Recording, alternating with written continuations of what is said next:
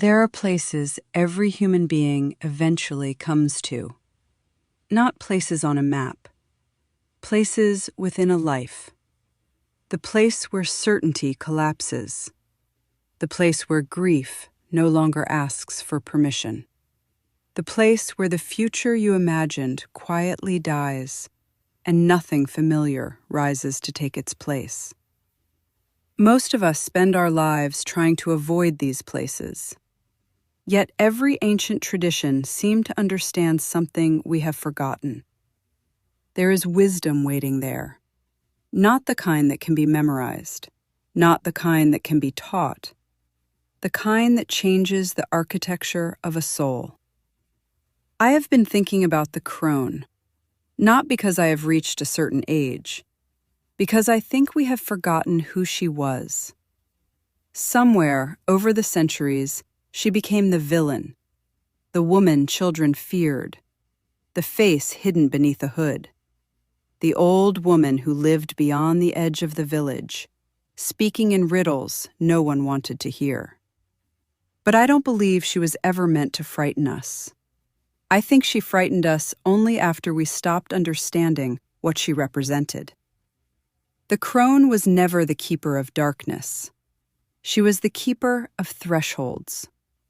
She appeared where one life ended before another could begin.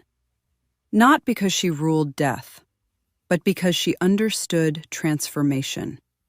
She knew there are passages every soul must walk alone.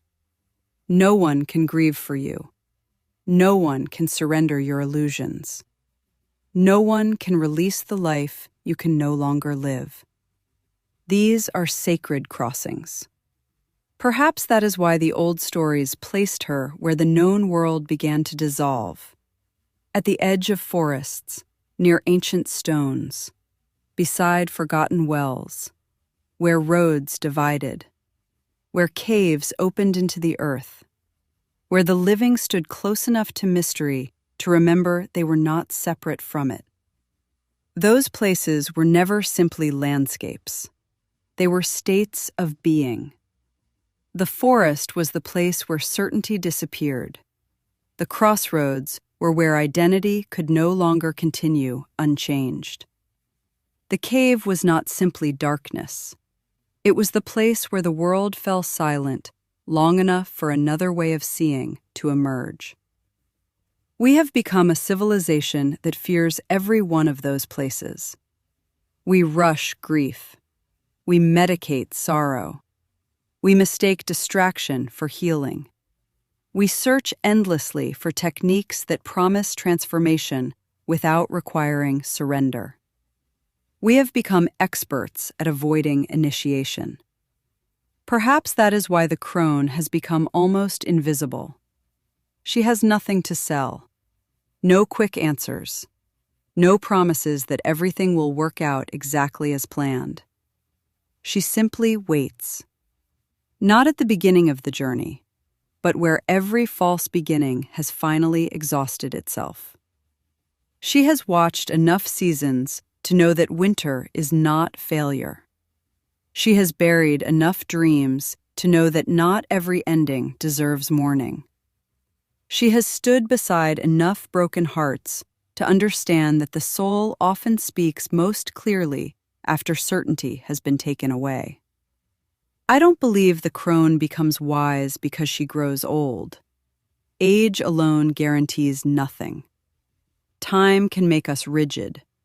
It can make us bitter. Or, if we are willing, it can strip away everything that was never truly ours until only what is essential remains. That is not age. That is initiation. Perhaps that is why so many elder women have frightened societies built upon appearance. The Crone cannot be manipulated by admiration. She no longer bargains for belonging. She has stopped confusing approval with love. She has become almost impossible to persuade away from what she knows. Not because she is stubborn, because life has already tested every illusion she once carried. She has walked through enough endings to recognize another beginning wearing the clothes of loss. I wonder if that is what we have forgotten. Not simply an archetype, a way of knowing, a way of standing at the edge of uncertainty without demanding immediate answers, a way of trusting that some truths can only be discovered after the old self has loosened its grip. Perhaps the crone is not someone we become. Perhaps she is someone we remember. Not an old woman waiting at the end of life, but an ancient intelligence that appears whenever we stop asking how to escape the darkness and begin asking what it has come to reveal. Maybe that is why she still waits at the edge of the forest. Not because she lives there, because one day, every one of us will. Most of what I write lives on Substack if you want to go deeper. Meet me there at tendingtheinbetween.substack.com.